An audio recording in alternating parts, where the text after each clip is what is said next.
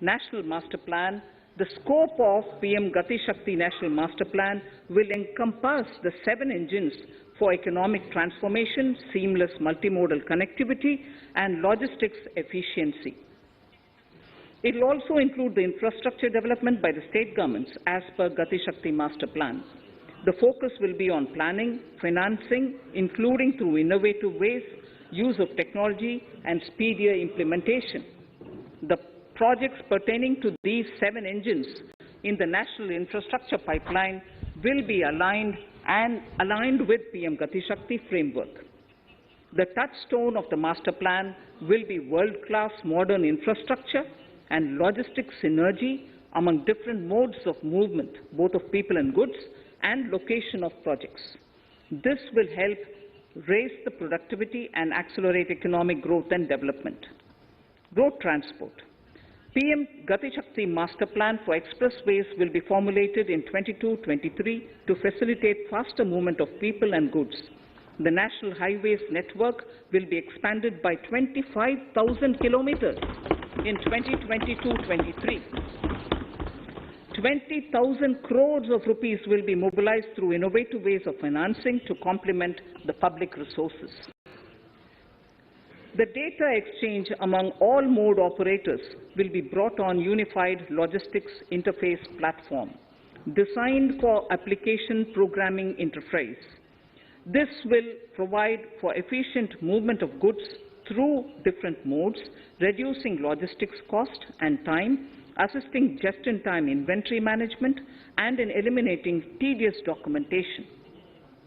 Most importantly, this will provide real-time information to all stakeholders and improve international competitiveness. Open source mobility stack for organizing seamless travel of passengers will also be facilitated. Contracts for implementation of multimodal logistic parks at 4 locations through PPP mode will be awarded in 22-23. Railways will develop new products and efficient logistics services for small farmers and small and medium enterprises, besides taking the lead in integration of postal and railways network to provide seamless solutions for movement of parcels. One station, one product concept will be popularized to help local businesses and supply chains. As a part of Atmanirbhar Bharat, 2,000 kilometers of network will be brought under Kavach, the indigenous world-class technology for safety and capacity augmentation in 2022-23.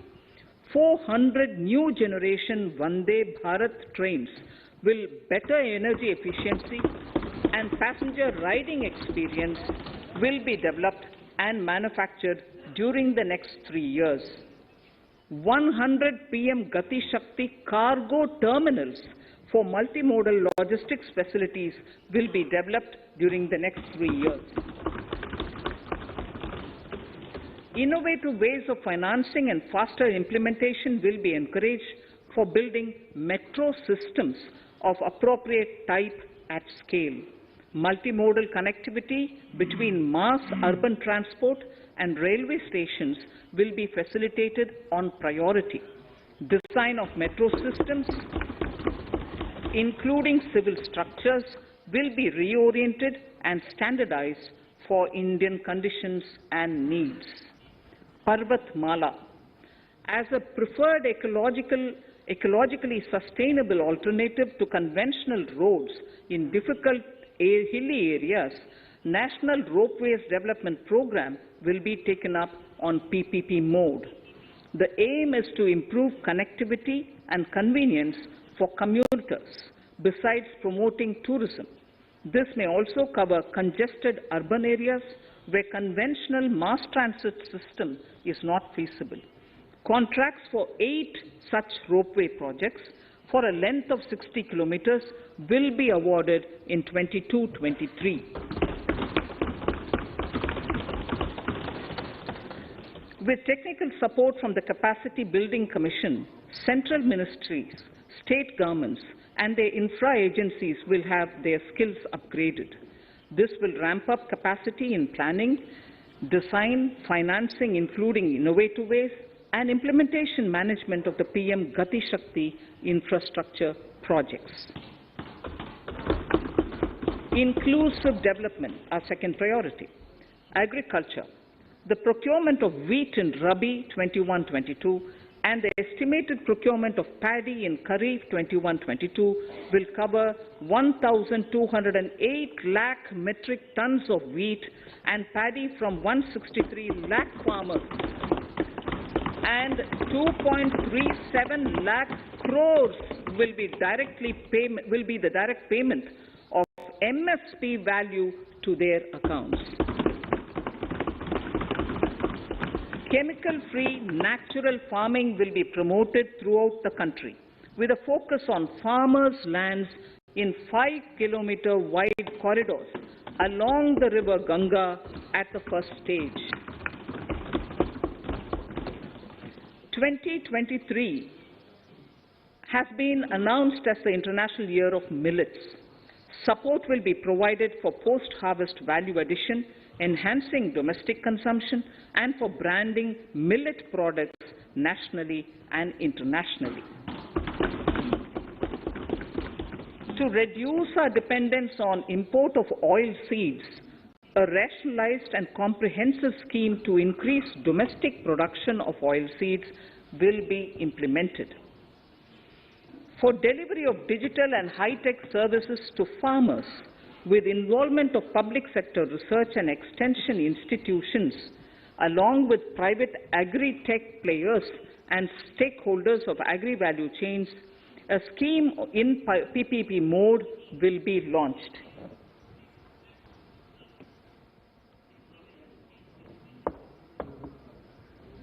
Use of Kisan drones will be promoted for crop assessment, digitization of land records, spraying of insecticides and nutrients.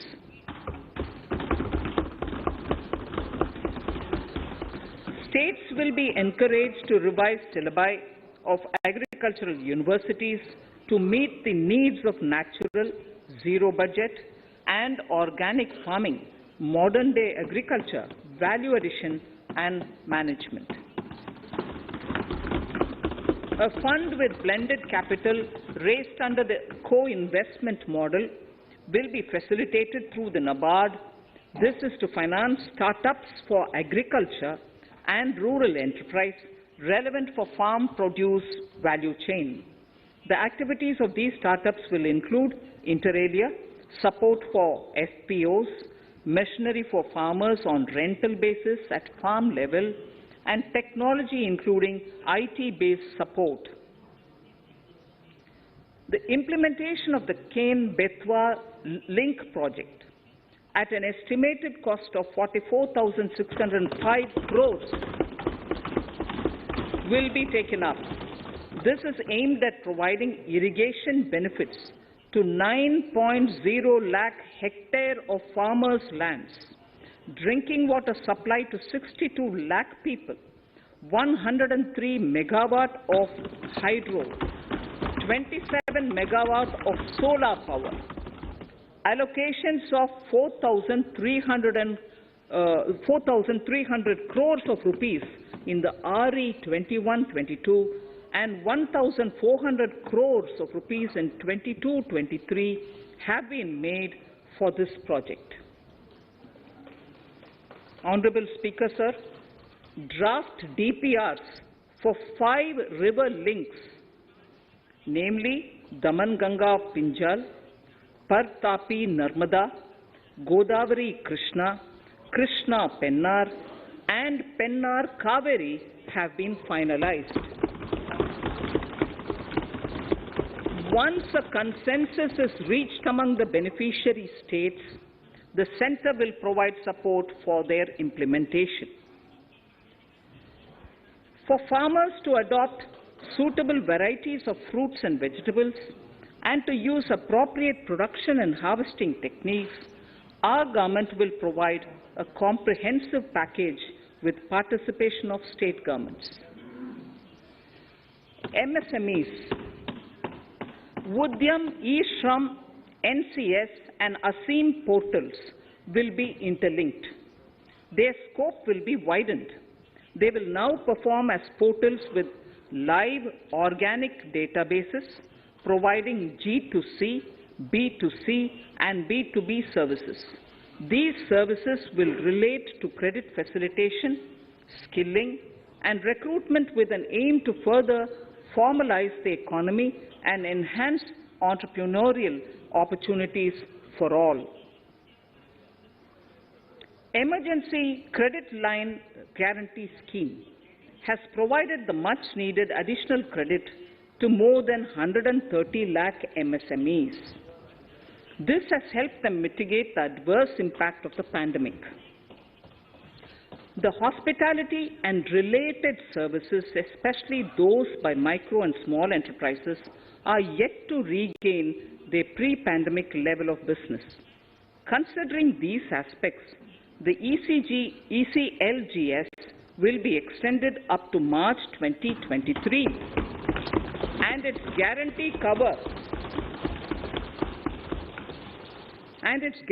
cover will be expanded by 50,000 crores of rupees to total cover of 5 lakh crores.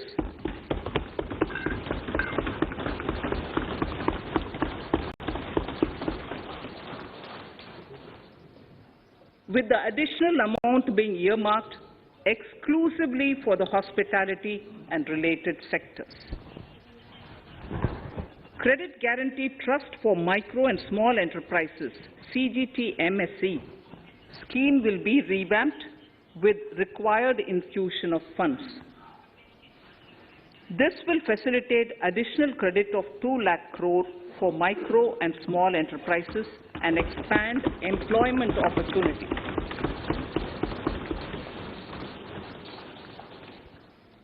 Raising and Accelerating MSME Performance, RAMP, program with outlay of 6,000 crore over 5 years will be rolled out. This will help MSME sector become more resilient, competitive and efficient.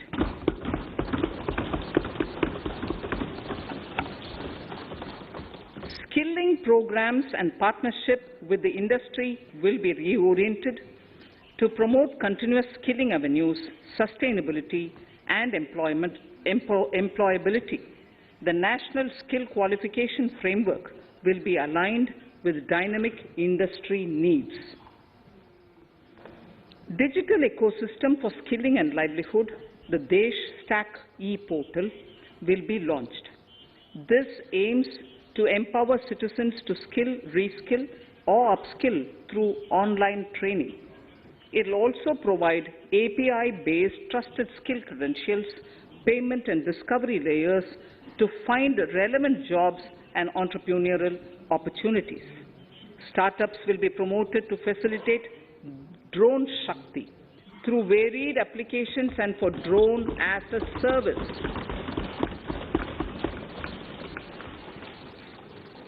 In select ITIs in all states, the required courses for skilling will be started.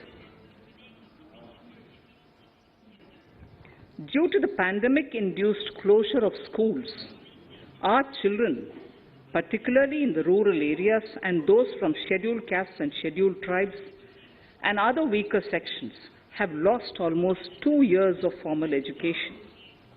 Mostly, these are children in government schools. We recognize the need to impart supplementary teaching and to build a resilient mechanism for education delivery. For this purpose, One Class, One TV channel program of PM E-Vidya will be expanded from 12 to 200 TV channels. This will enable all states to provide supplementary education in regional languages for classes 1 to 12.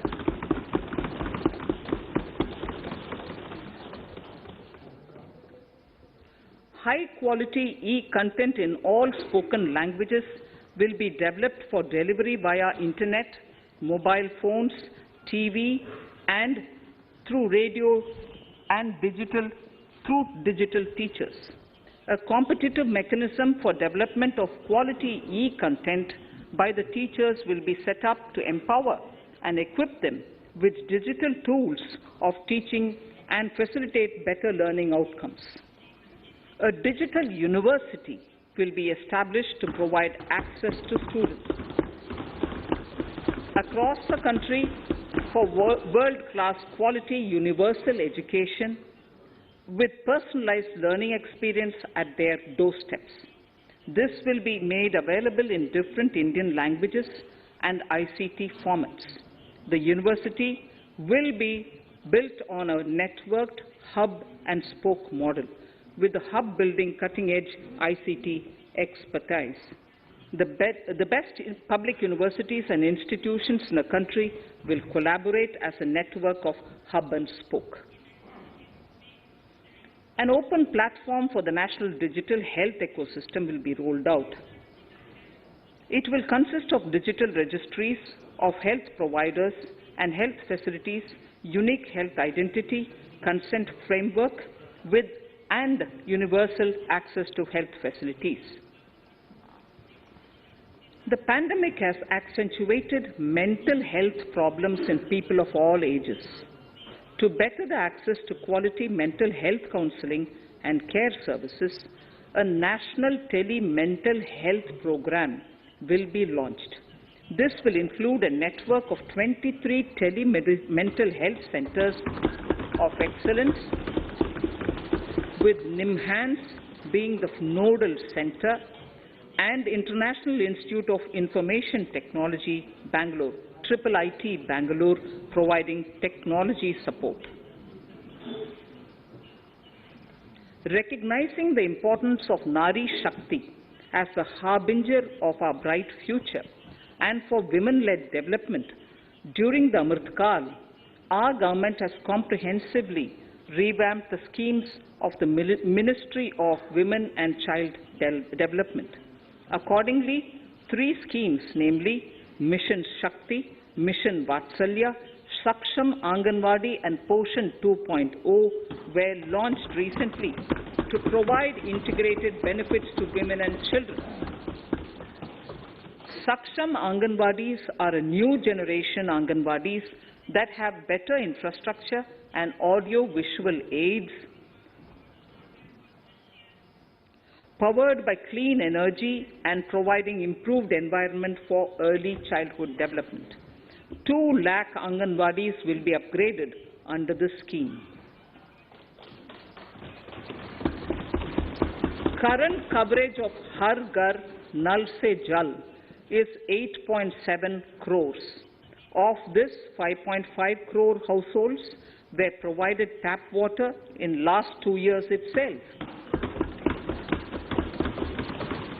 Allocation of 60,000 crores of rupees has been made with an aim to cover 3.8 crore households in 2022 and 23. In 22-23, 80 lakh houses will be completed for the identified eligible beneficiaries of the PM Awas Yojana, both rural and urban. 48,000 crores is allotted for this purpose. The central government will work with the state governments for reduction of time required for all land and construction related approvals, for promoting affordable housing for middle class and for the economically weaker sections in urban areas. We shall also work with the financial sector regulators to expand access to capital along with reduction in cost of intermediaries. A new scheme, Prime Minister's Development Initiative for the Northeast, will be implemented through the Northeastern Council. It will fund infrastructure in the spirit of PM Gati Shakti and social development projects based on felt needs of the Northeast. This will enable livelihood activities for youth and women, filling the gaps in various sectors. It will not be a substitute for existing central or state schemes. While the central ministries may also post their candidate projects, priority will be given to those posted by the states. An initial allocation of 1,500 crores of rupees will be made, and the initial list of projects is given in Annexure 1 of my speech. Our vision to improve the quality of life of citizens in the most backward districts of the country through aspirational districts program has been translated into reality in a very short span of time. 95% of those 112 districts have made significant progress in key sectors such as health, nutrition, financial inclusion, and basic infrastructure. They have surpassed even some of the state average values.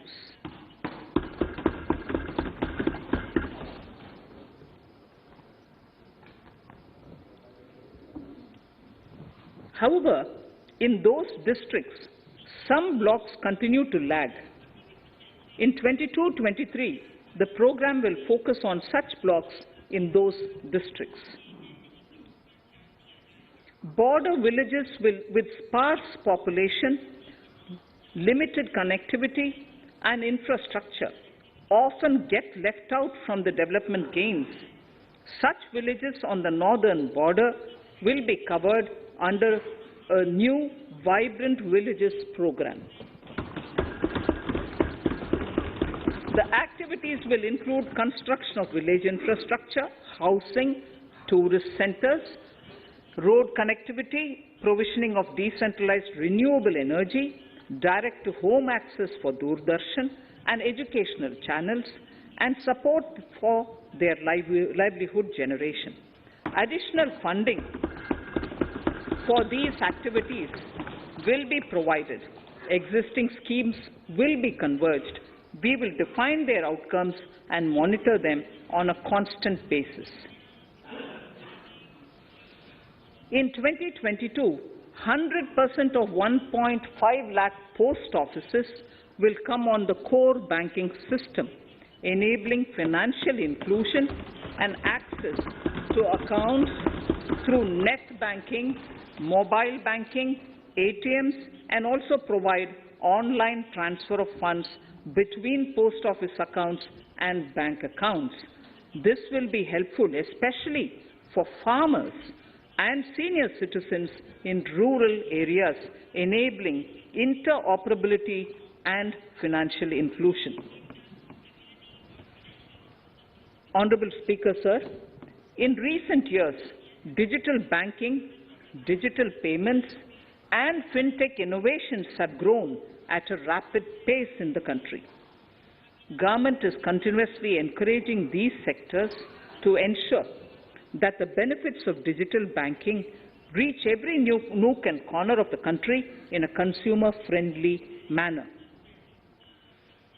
Taking forward this agenda and to mark 75 years of our independence, it is proposed to set up 75 digital banking units in 75 districts of the country by scheduled commercial banks. The financial support for digital payment ecosystem announced in the previous budget will continue in 22-23 as well. This will encourage further adoption of digital payments. There will also be a focus to promote use of payment platforms that are economical and user-friendly. Sir, I move to the next priority. In recent years, over 25,000 compliances were reduced and nearly 1,500 union laws were repealed. This is the result of our government's strong commitment for minimum government and maximum governance. 1,486 union laws were repealed. Our trust in the public and ease of doing business is what is highlighted here, sir. For the Amrit Kal, the next phase of ease of doing business, Ease of Doing Business 2.0 and Ease of Living will be launched. In our endeavour to improve productive efficiency of capital and human resources, we will follow the idea of trust-based governance. The new phase will be guided by an active involvement of the states, digitization of manual processes and interventions, integration of the central and state level systems through IT bridges, a single point access for all citizen-centric services, and standardization and removal of overlapping compliances. Crowdsourcing of suggestions and ground-level assessment of the impact with active involvement of citizens and businesses will be encouraged. A single window portal, Parivesh, for all green clearances was launched in 2018. It has been instrumental in reducing the time required for approvals significantly. The scope of this portal will be expanded to provide information to the applicants based on location of units. Information about specific approvals will be provided. It will enable application for all 4 approvals through a single form and tracking of the process through Centralized Processing Center Green, CPC Green. E-passports.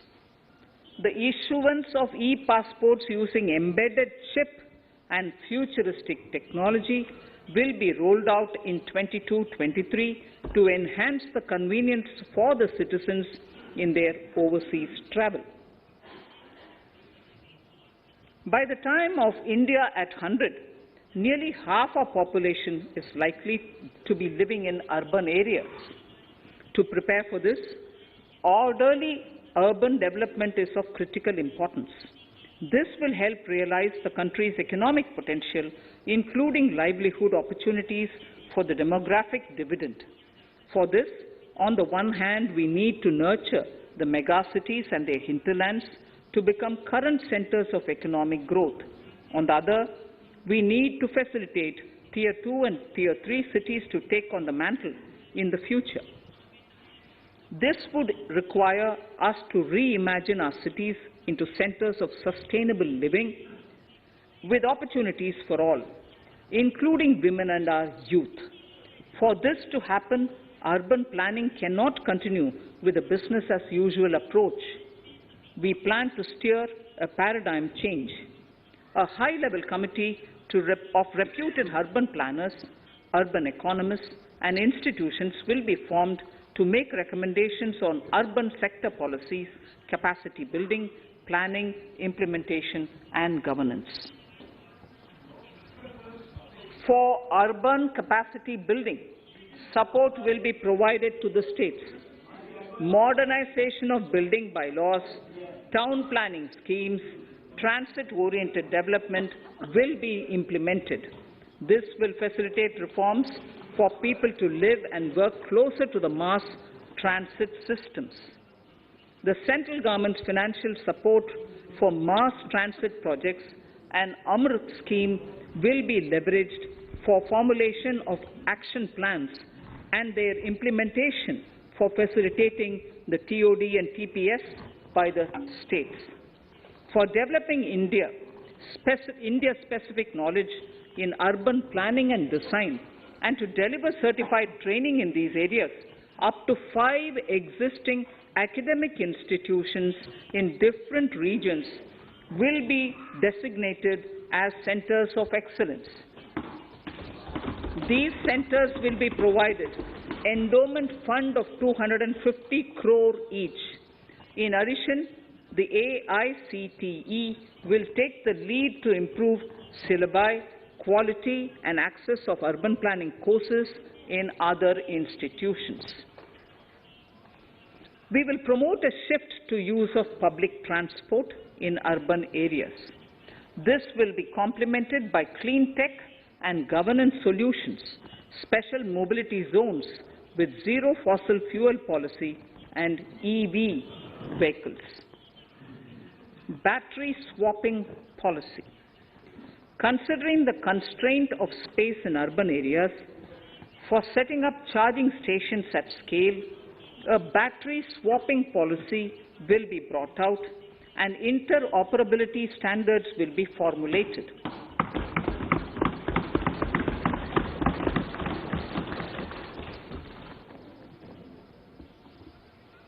The private sector will be encouraged to develop sustainable and innovative business models for battery or energy as a service. This will improve efficiency in the EV ecosystem.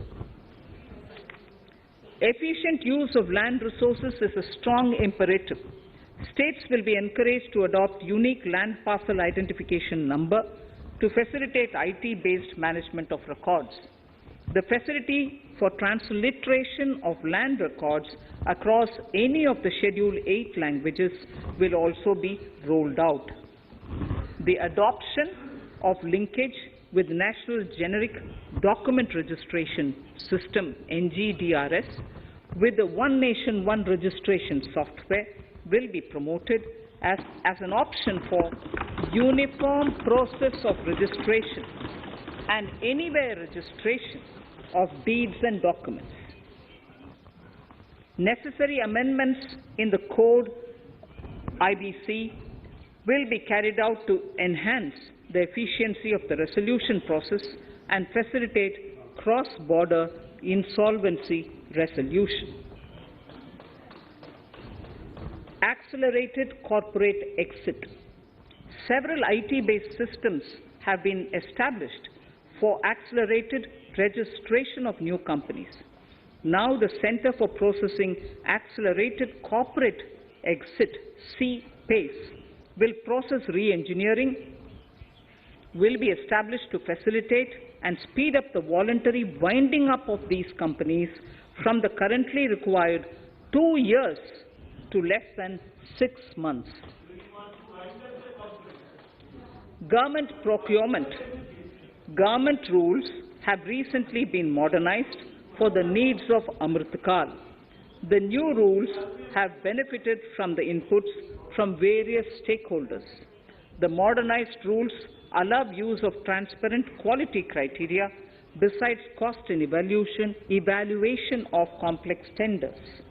Provisions have been made for payment of 75% of running bills mandatorily within 10 days and for encouraging settlements of disputes through conciliation.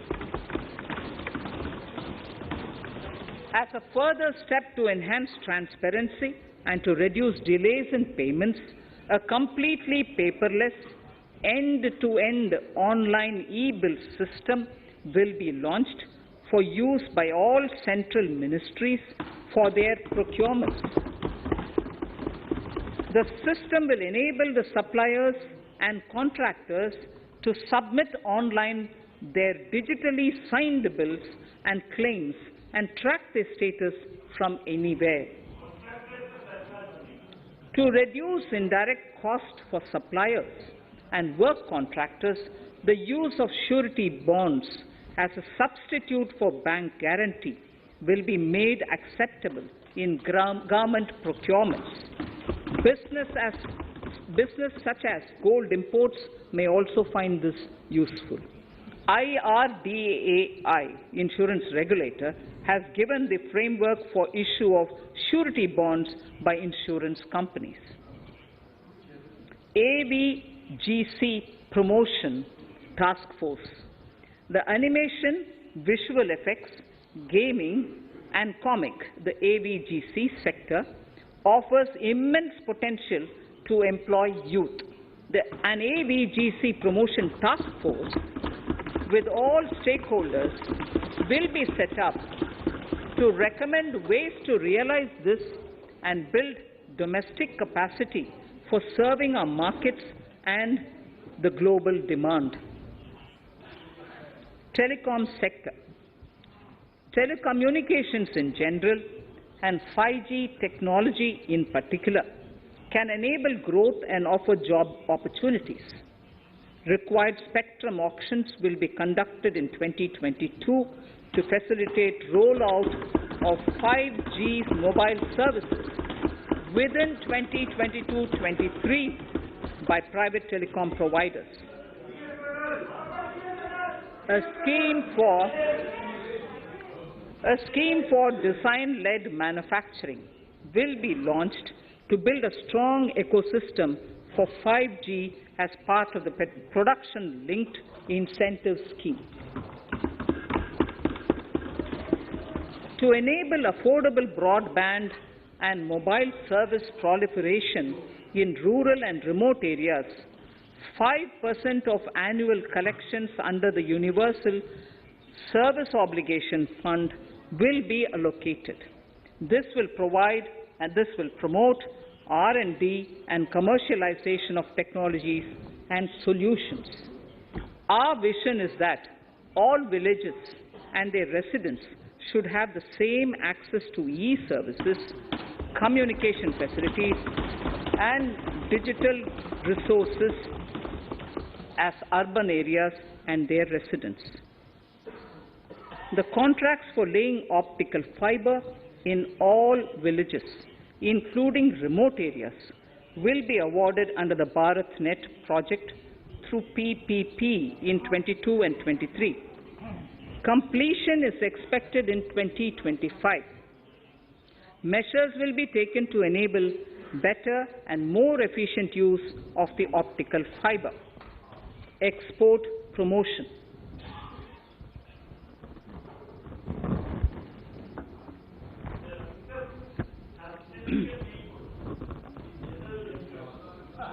The Special Economic Zones Act will be replaced with a new legislation that will enable the states to become partners in development of enterprise and service hubs. This will cover all large existing and new industrial enclaves to optimally utilize available infrastructure and enhance competitiveness of exports. Atmanirbharta in defense. Our government is committed to reducing imports and promoting Atmanirbharta in equipment for the armed forces. 68% of the capital procurement budget will be earmarked for domestic industry in 22-23, up from 58% in 21-22. Defense R&D will be opened up for industry, startups, and academia, with 25% of defense R&D budget earmarked. Private industry will be encouraged to take up design and development of military platforms and equipment in collaboration with DRDO and other organizations through SPV model. An independent nodal umbrella body will be set up for meeting wide-ranging testing and certification requirements. Artificial intelligence, geospatial systems and drones, semiconductor and its ecosystem, space economy, genomics and pharmaceuticals, green energy and clean mobility systems have immense potential to assist sustainable development at scale and modernize the country. They provide employment opportunities for our youth and make Indian industry more efficient and competitive. Supportive policies, light touch regulations, facilitative actions to build domestic capacities and promotion of research and development will guide the government's approach. For R&D in the sunrise opportunities, in addition to efforts of collaboration among academia, industry and public institutions, government contribution will be provided. Energy transition and climate change. The risks of climate change are the strongest negative externalities that affect India and other countries. As Honorable Prime Minister said at the COP26 summit in Glasgow last November, and I quote, "What is needed today is mindful and deliberate utilization instead of mindless, destructive consumption," unquote. The low-carbon development strategy, as enunciated in the Panchamrit that he announced is an important reflection of our government's strong commitment towards sustainable development. The strategy opens up huge employment opportunities and will take the country on a sustainable development path. This budget proposes several near-term and long-term actions accordingly. Solar power. To facilitate domestic manufacturing for the ambitious goal of 280 gigawatts of installed solar capacity by 2030, an additional allocation of 19,500 crores for PLI, production-linked incentives, for manufacturing of high-efficiency modules with priority to fully integrate manufacturing units from polysilicon to solar PV modules will be made. Honorable Speaker, sir, the circular economy transition is expected to help in productivity enhancement as well as creating large opportunities for new businesses and jobs. The action plans for 10 sectors such as electronic waste, end-of-life vehicles, used oil waste, toxic and hazardous industrial waste are already ready. The focus will now be on addressing important cross-cutting issues of infrastructure, reverse logistics, technology upgradation, and integration with informal sector. This will be supported by active public policies covering regulations, extended producers' responsibilities, framework, and innovation facilities. 5 to 7% biomass pellets will be co-fired in thermal power plants, resulting in carbon dioxide savings of 38 MMT annually. This will also provide extra income to farmers and job opportunities to locals and help avoid stubble burning in agricultural fields. Saving energy is an important aspect of the energy management. Hence, energy efficiency and savings measures will be promoted. This will be done in large commercial buildings through the energy service company business model.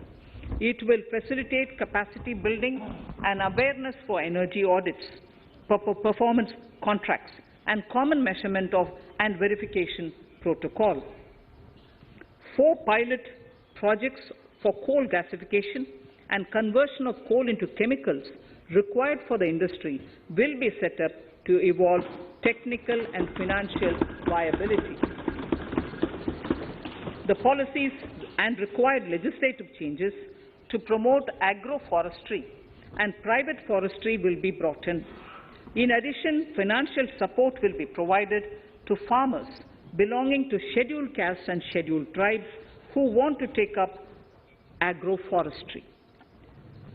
Honourable Speaker, I now move to the 4th priority, financing of investments. Capital investment holds the key to speedy and sustainable economic revival and consolidation through its multiplier effect. Capital investment also helps in creating employment opportunities, induced enhanced demand for manufactured input from large industries and MSMEs, services from professionals, and help farmers through better agri-infrastructure. The economy has shown strong resilience to come out of the effects of the pandemic with high growth. However, we need to sustain that level to make up for the setback of 2020-2021. As outlined in para 5 earlier, the virtuous cycle of investment requires public investment to crowd in private investment. At this stage, private investments seem to require that support to rise to their potential and to the needs of the economy. Public investment must continue to take the lead and pump prime the private investment and demand in 2022-23. 2022-23.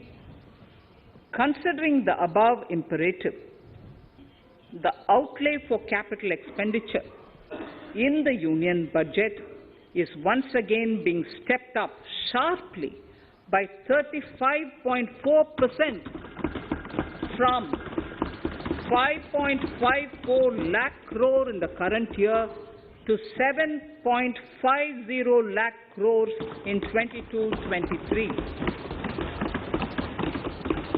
This has increased to more than 2.2 times the expenditure of 2019-20. This outlay in 22-23 will be 2.9% of the GDP. Effective capital expenditure. With this investment taken together with the provision made for creation of capital assets through grants and aid to states, the effective capital expenditure of the central government is estimated at 10.68 lakh crores in 22-23, which will be about 4.1% of the GDP. Green bonds. As a part of the government's overall market borrowings in 22-23, sovereign green bonds will be issued for mobilizing resources for green infrastructure. The proceeds will be deployed in public sector projects which help in reducing the carbon intensity of the economy. Gift IFSC. World-class foreign universities and institutions will be allowed in the gift city to offer courses in the financial management, fintech, science, technology, engineering, and mathematics free from domestic regulations, except those by the IFSCA to facilitate availability of high-end human resources for financial services and technology.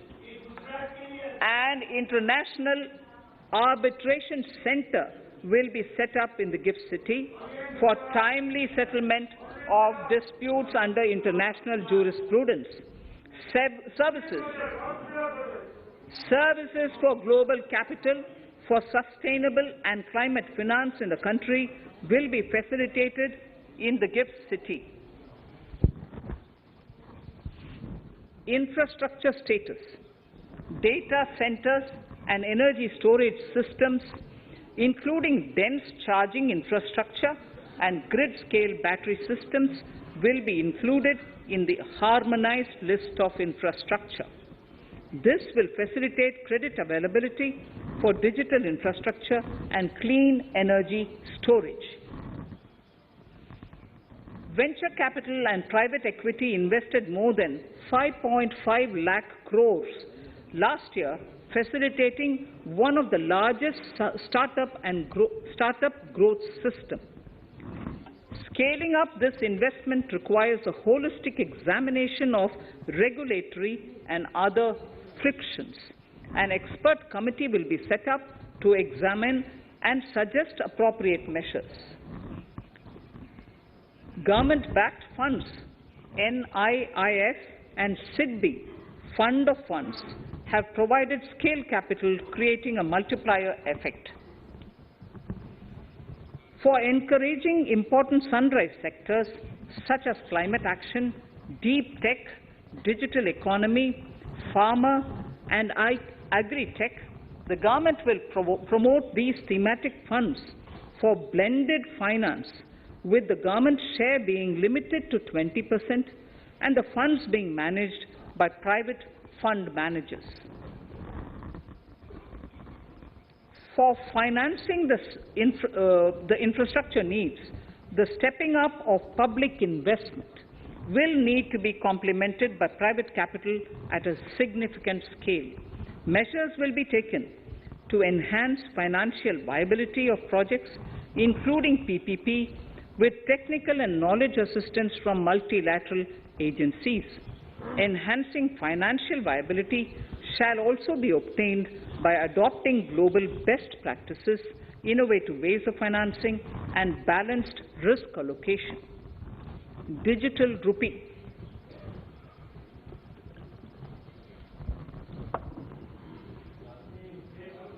Introduction of a central bank digital currency will give a big boost to digital economy.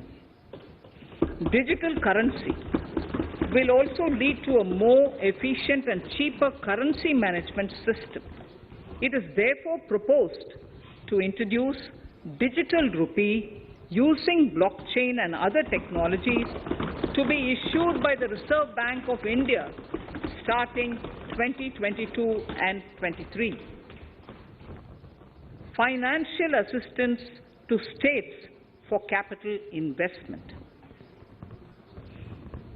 Reflecting the true spirit of cooperative federalism, the central government is committed to bolstering the hands of the states in enhancing their capital investment towards creating productive assets and generating remunerative employment.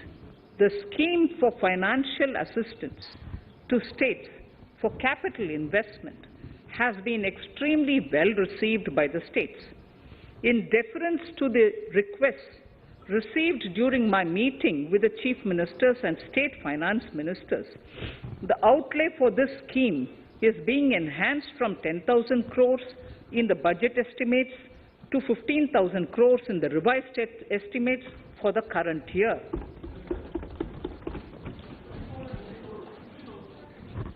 For 22-23,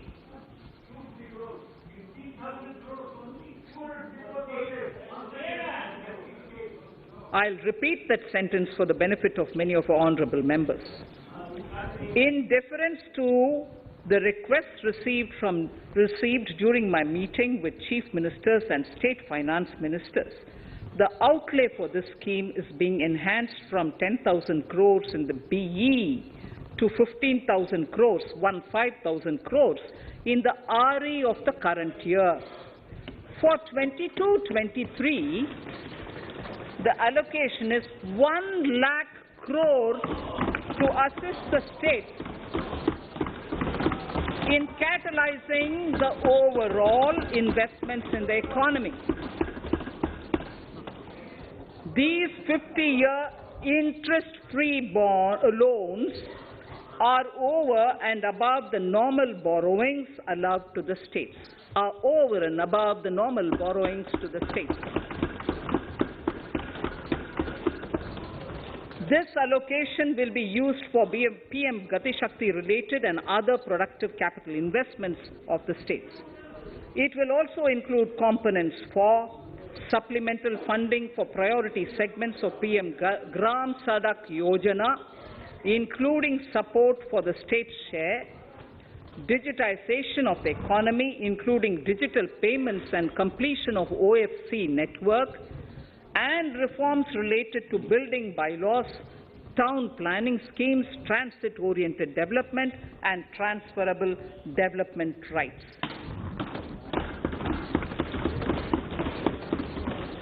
In 22-23, in accordance with the recommendations of the 15th Finance Commission, the states will be allowed a fiscal deficit of 4% of the GSDP, of which 0.5% will be tied to power sector reforms, for which the conditions have already been communicated in 21-22. Fiscal management. As against a total expenditure of 34.83 lakh crores of rupees projected in the BE 21-22, the revised estimate is 37.70 lakh crores. The revised estimate of capital expenditure is 6.3 lakh crores of rupees. This includes an amount of 51,971 crores towards settlement of outstanding guaranteed liabilities of Air India and its other sundry commitments.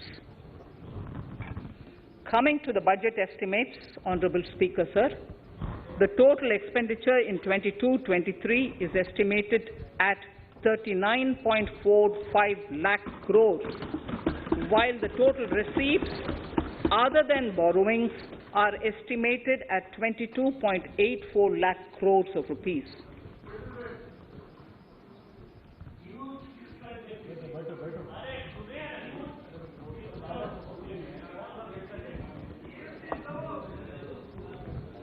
The revised fiscal deficit, Honorable Speaker, in the current year is estimated at 6.9% of the GDP, as against 6.8% projected in the budget estimates. The fiscal deficit is in 22-23 is estimated at 6.4% of the GDP, which is consistent with the broad path of the fiscal consolidation announced by me last year to reach a fiscal deficit level below 4.5% by 25-26. While setting the fiscal deficit level in 22-23, I am conscious of the need to nurture growth through public investment to become stronger and sustainable. I will now move to Part B of my speech.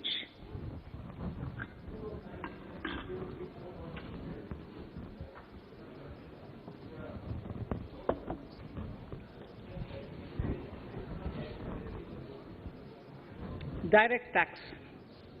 Honorable Speaker, sir, I take this opportunity to thank all the taxpayers of our country who have contributed immensely and strengthened the hands of the government in helping their fellow citizens in this hour of need.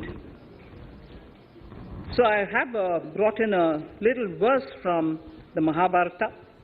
I won't spend more time reading because I would like the speech to get enough time. However, the substance of it is the king must make arrangements for yoga kshema, which is the welfare of the populace, by way of abandoning any laxity and by governing the state in line with Dharma, along with collecting taxes which are in consonance with Dharma.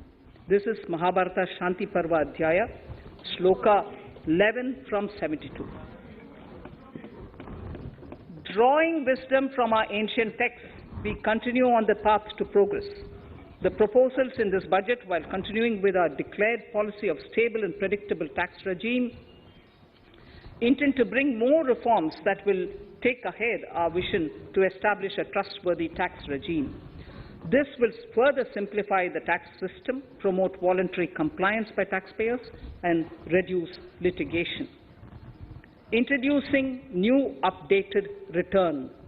India is growing at an accelerated pace and people are undertaking multiple financial transactions.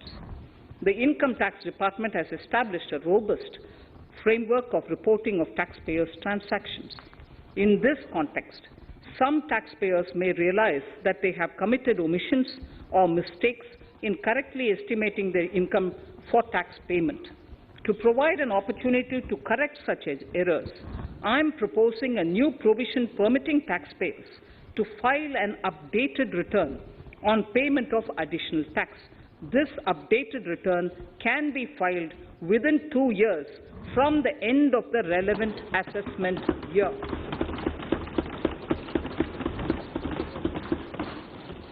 Honorable Speaker, sir, presently, if the department finds out that some income has been missed out by an assessee, it goes through a lengthy process of adjudication.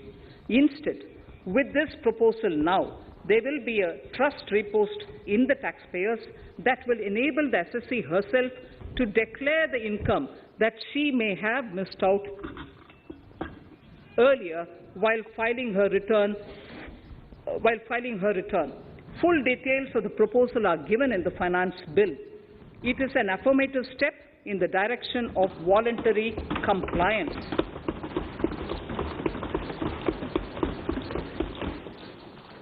Reduced alternative minimum tax rate and surcharge for cooperatives. Currently, cooperative societies are required to pay alternate minimum tax at the rate of 18 and 1.5%. However, companies pay the same rate, the same, which is the alternate minimum tax, at the rate of 15%. To provide a level playing field between cooperative societies and companies, I propose to reduce this rate for the cooperative societies also to 15%. Honourable Speaker, sir, I also propose to reduce the surcharge on cooperative societies from the present 12% to 7% for those having total income of more than 1 crore and up to 10 crores. This would help in enhancing income of cooperative societies and its members who are mostly from the rural and from farming communities. Tax relief to persons with disability. The parent or guardian of a differently abled person can take an insurance scheme for such person. The present law provides for deduction to the parent or guardian only if the lump sum payment or annuity is available to the differently abled person on the death of the subscriber, that is the parent or the guardian. There could be situations where the differently abled dependent may need payment of annuity or lump sum amount even during the lifetime of their parent or guardian. I propose thus to allow the payment of annuity and lump sum amount to the differently abled dependent during the lifetime of the parent and guardians, that is parent or guardians, attaining the age of 60 years. Parity between employees of the state and central governments. At present, the central government contributes 14% of the salary of its employee to the National Pension System, NPS, Tier 1. This is allowed as a deduction in computing the income of the employee. However, such deduction is allowed only to the extent of 10% of the salary in case of employees of the state governments. To provide equal treatment to both central and state government employees, I propose to increase the tax deduction limit from 10% to 14% on employers' contribution to the MPS account of state government employees as well. This would help in enhancing the social security benefits of the state government employees and bring them at par with central government employees. Incentives for startups. Startups have emerged as drivers of growth for our economy. Over the past few years, the country has seen a manifold increase in successful startups. Eligible startups established before 31/3/2022 had been provided a tax incentive for 3 consecutive years out of the 10 years from incorporation. In view of the COVID pandemic, I propose to extend the period of incorporation of the eligible startup by 1 more year, that is up to 31/3/2023, for providing such tax incentives.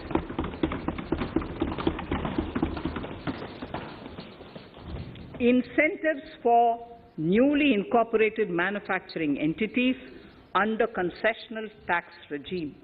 In an effort to establish a global competitive business environment for certain domestic companies, a concessional tax regime of 15% was introduced by our government for newly incorporated domestic manufacturing companies. I propose to extend the last date for commencement of manufacturing or production under Section 115B(ab) by 1 more year, that is from 31st March 2023 to 31st March 2024.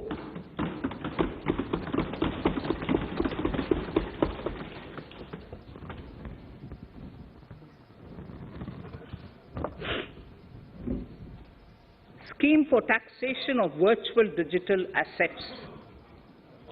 There has been a phenomenal increase in transaction in virtual digital assets.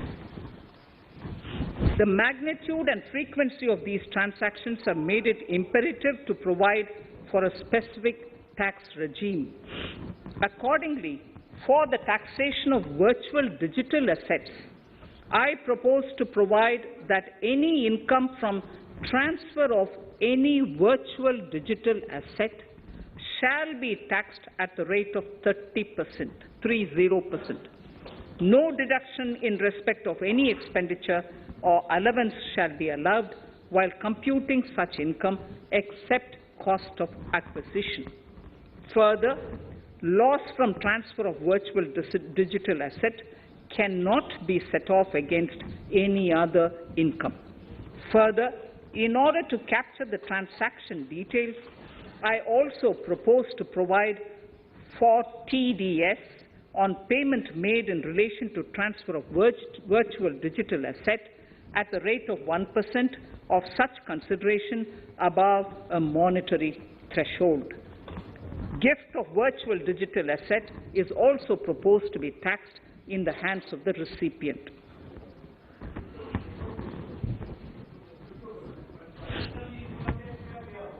Litigation management to avoid repetitive appeals by the department.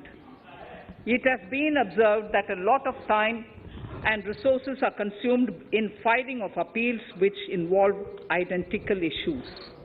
Taking forward our policy of sound litigation management, I propose to provide that if a question of law in the case of an assessee is identical to a question of law which is pending in the appeal before a jurisdictional High Court or Supreme Court, in any case, the filing of further appeal in the case of this assessee by the department shall be deferred till such a question of law is decided by the jurisdictional High Court or the Supreme Court.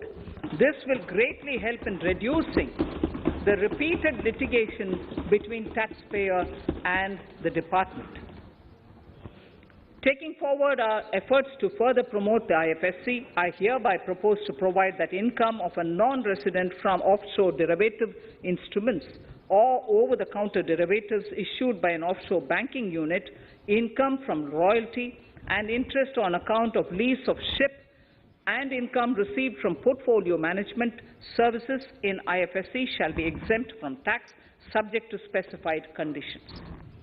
Rationalization of surcharge. In the globalized business world, there are several work contracts whose terms and conditions mandatorily require formation of a consortium.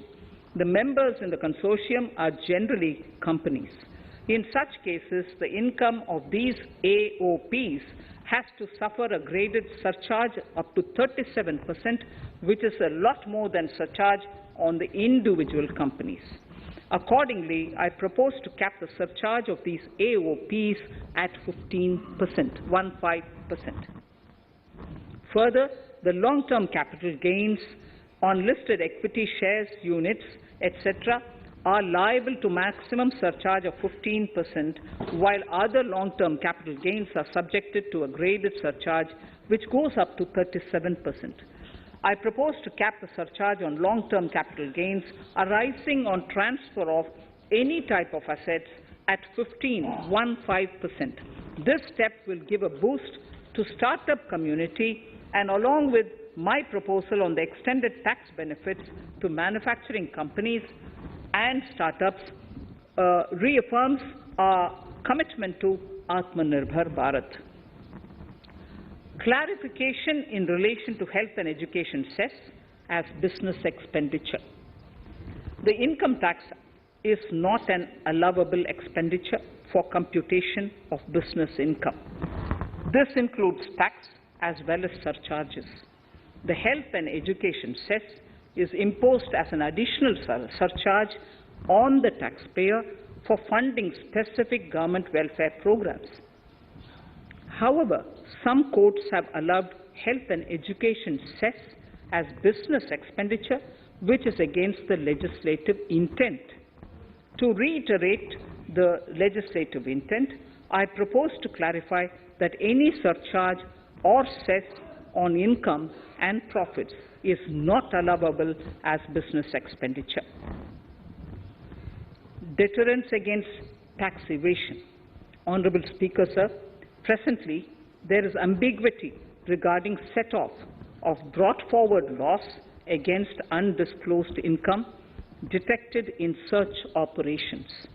It has been observed that in many cases where undisclosed income or suppression of sales, etc., is detected, payment of tax is avoided by setting off of losses. In order to bring certainty and to increase deterrence among tax evaders, I propose to provide that no set-off of any loss shall be allowed against undisclosed income detected during search and survey operations.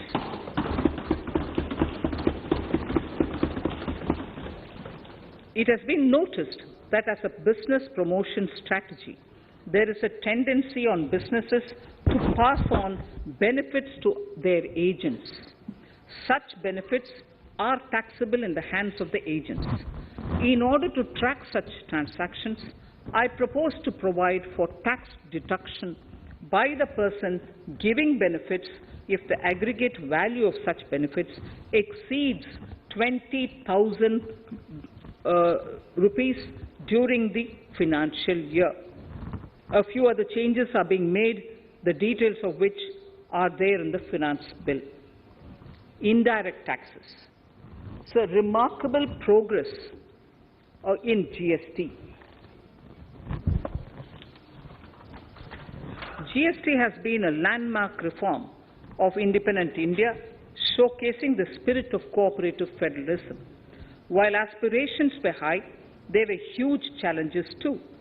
These challenges were overcome deftly and painstakingly under the guidance and the oversight of the GST Council.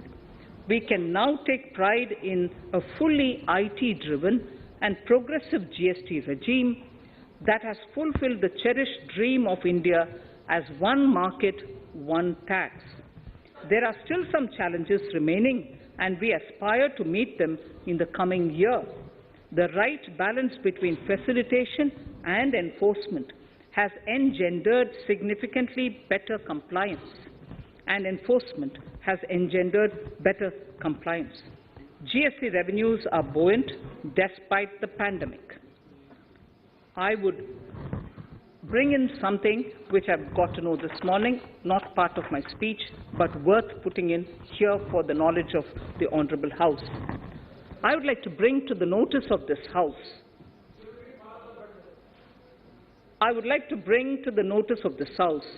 that the gross GST collections for the month of January 22 are rupees 1,40,986 crores, which is the highest since the inception of GST. This has been possible due to rapid economic growth recovery post-COVID.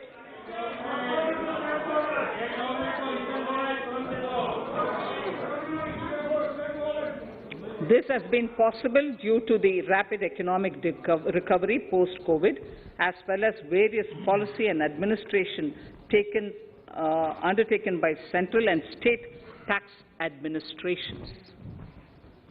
Taxpayers deserve applause for this growth. Not only did they adapt to the changes, but enthusiastically contributed to the cost of paying taxes. Special economic zones. In Part A of my speech, I have referred to the proposed reforms in SEZs. Alongside, we will also undertake reforms in customs administration of SEZs, and it shall henceforth be fully IT-driven and function on the Customs National Portal with a focus on higher facilitation and with only risk-based checks. This will ease doing business by SEZ units considerably. This reform shall be implemented by 30th September 2022. Customs reforms and duty rate changes. Customs administration has reinvented itself over the years through liberalized procedures and infusion of technology. Faceless customs has been fully established. During COVID-19 pandemic, customs formation have done exceptional frontline work against all odds, displaying agility and purpose. Customs reforms have played a very vital role in domestic capacity creation, providing level playing field to our MSMEs, easing the raw material supply side constraints, enhancing ease of doing business, and being an enabler to other policy initiatives such as PLI and phased manufacturing plans. My proposal on customs side are aligned to these objectives. Project imports and capital goods. National Capital Goods Policy 2016 aims at doubling the production of capital goods by 2025. This would create an employment opportunities and result in increased economic activity. However, several duty exemptions, even extending to over 3 decades, in some cases have been granted to capital goods for various sectors like power, fertilizer, textiles, leather footwear, food processing, and fertilizers. These exemptions have hindered the growth of the domestic capital goods sector. Similarly, project import duty concessions have also deprived the local producers of a level playing field in areas like coal mining projects, power generation, transmission or distribution projects, railway and metro projects. Our experience suggests that reasonable tariffs are conducive to the growth of domestic industry and make in India without significantly impacting the cost of essential imports. Accordingly, Honourable Speaker, Sir, it is proposed to phase out the concessional rates in capital goods and project imports gradually and apply a moderate tariff of 7.5%. Certain exemptions for advanced machineries that are not manufactured within the country shall continue. A few exemptions are being introduced on inputs like specialized castings, ball screw, and linear motion guide to encourage domestic manufacturing of capital goods. In the last 2 budgets, we have rationalized several customs exemptions. We have once again carried out an extensive consultation, including by crowdsourcing. As a result of these consultations, more than 350 exemption entries are proposed to be gradually phased out. These include exemptions on certain agricultural produce,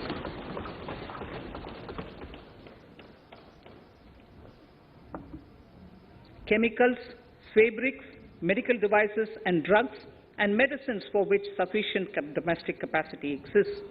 Further, as a simplification measure, several concessional rates are being incorporated in the customs tariff schedule itself instead of prescribing them through various notifications.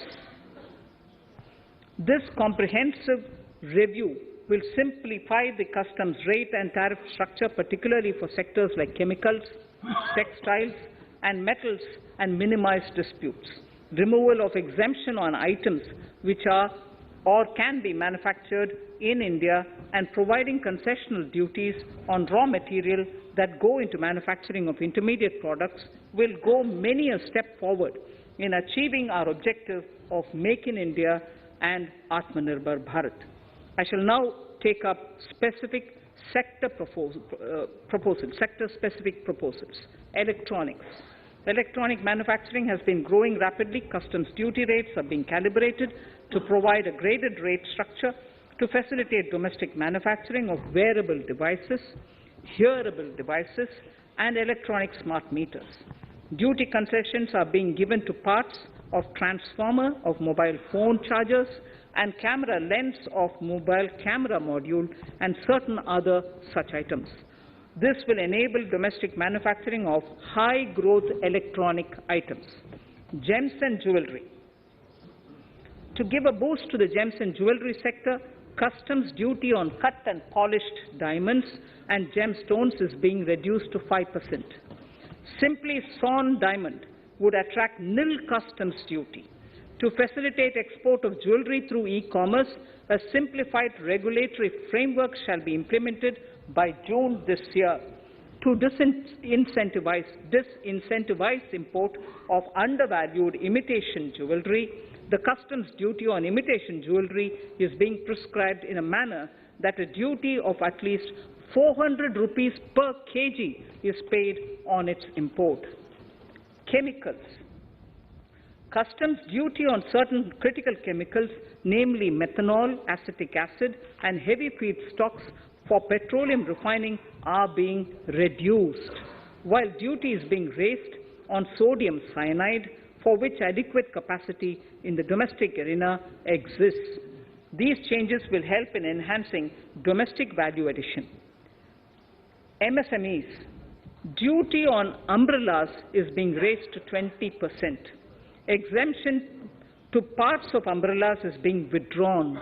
Exemption is also being rationalized on implements and tools for agricultural sector which are manufactured in India. Customs duty exemption given to steel scrap last year is being extended for another year to provide relief to MSME secondary steel producers. Certain anti-dumping and CVD on stainless steel and coated steel flat products, bars of alloy steel and high-speed steel are being revoked in larger public interest considering prevailing high prices of metals.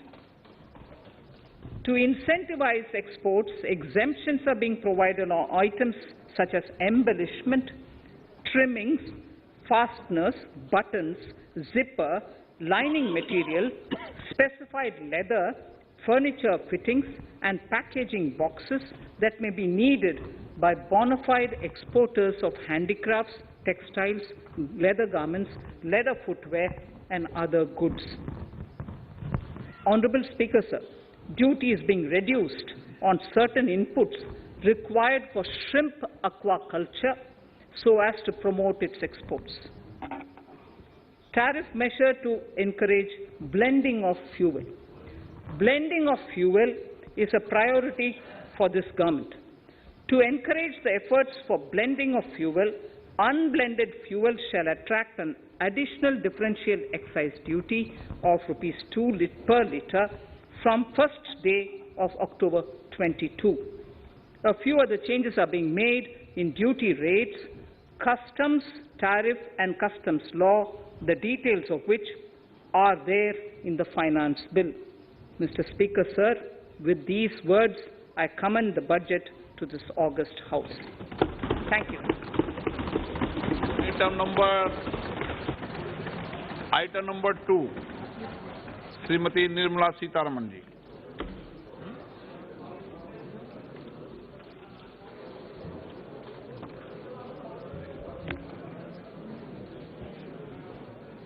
Sir, with your permission, I rise to lay on the table the following statements under Section 3(1) of the Fiscal Responsibility and Budget Management FRBM Act 2003, Medium-Term Fiscal Policy cum Fiscal Policy Strategy Statement and Macroeconomic Framework Statement.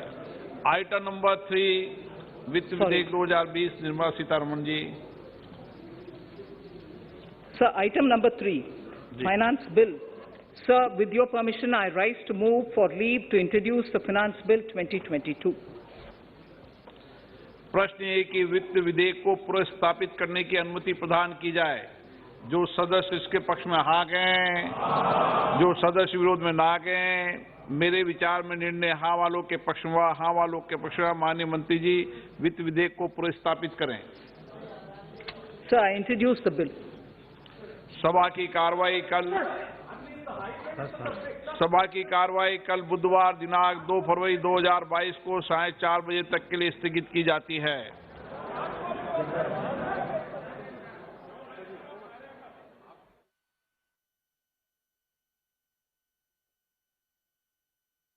जो budget है वो अब संसद के पटल पर रखा जा चुका है और कितना बड़ा ये बजट है हम आपको बताएंगे। करीब 40 लाख करोड़ रुपए खर्च होंगे देश के विकास पर और कहां फोकस है वो हम आपको बताने की कोशिश करेंगे।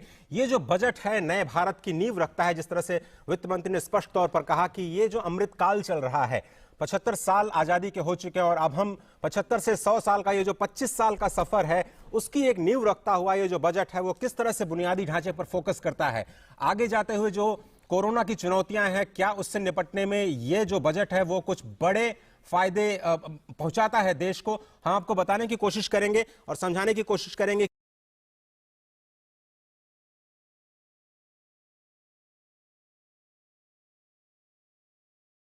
Up to the forecourt, topped by the Star of India.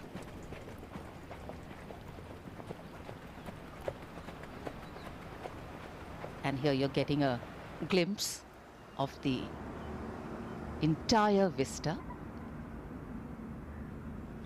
और इधर विजय चौक पर माननीय प्रधानमंत्री की कारों का काफिला पहुंचता हुआ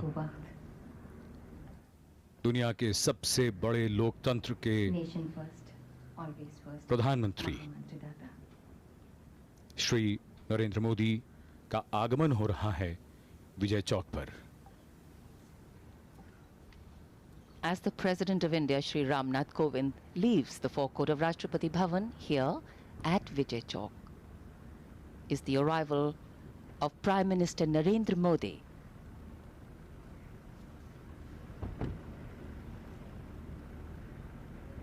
माननीय प्रधानमंत्री जी का शुभागमन। माननीय प्रधानमंत्री जी जनमानस में अति सम्मानित हैं। आजादी का अमृत महोत्सव है, विशेष अवसर है और आज बीटिंग रिट्रीट समारोह है और आगमन हो रहा है देश के माननीय प्रधानमंत्री श्री नरेंद्र मोदी का। शौर्य और संवेदना के शिखर, जन आस्था के अडिग प्रतीक माननीय रक्षा मंत्री और तीनों सेनाओं के अध्यक्ष उनकी अगवानी करते हुए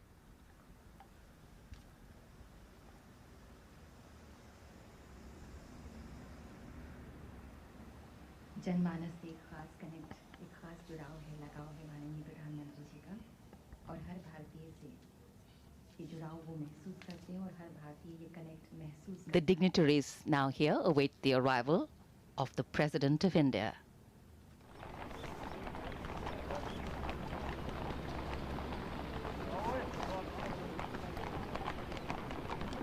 माननीय राष्ट्रपति जी का काफिला धीरे धीरे रायसीना पहाड़ी से विजय चौक की ओर बढ़ता हुआ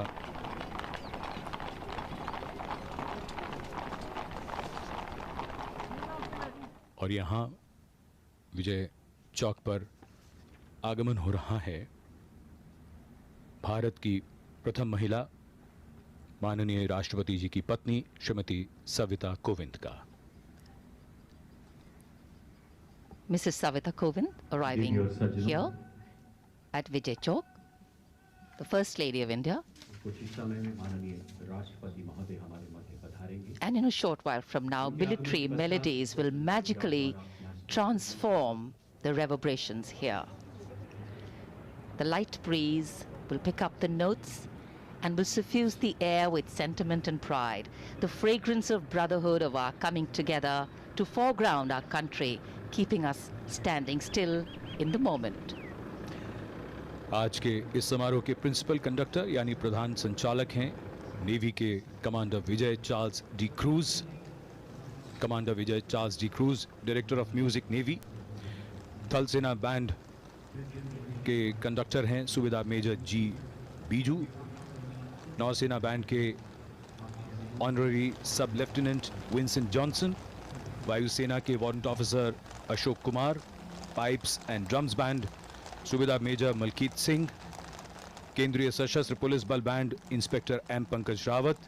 ब्यूगलर्स की जिम्मेदारी संभाली है सूबेदार यू श्रीनिवासुलू ने। कुल 26 धुनें होंगी आज के इस कार्यक्रम में, लगभग 1000 संगीतकार। And now 46 buglers will herald the arrival of the President.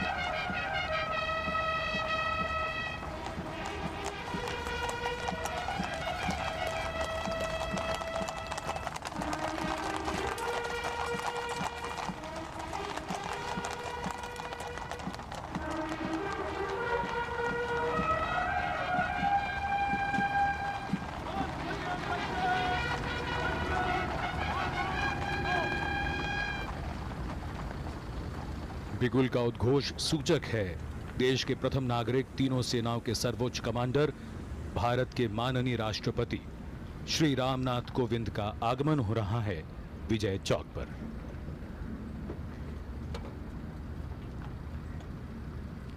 The arrival of the President of India and Supreme Commander of the Armed Forces, Shri Ramnath Kovind, here at Vijay Chowk for the beating retreat ceremony, our 73rd Republic Day celebrations. Ramnath Kovind ji का शुभागमन हो चुका है।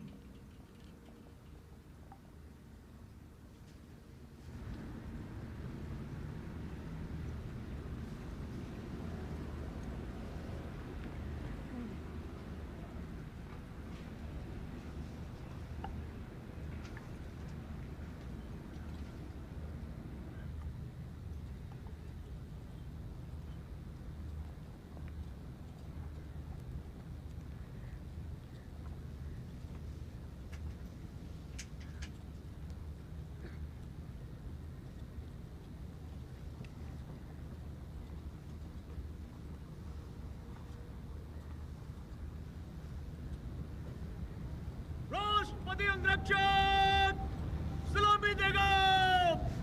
राष्ट्र salute मध्यम देख।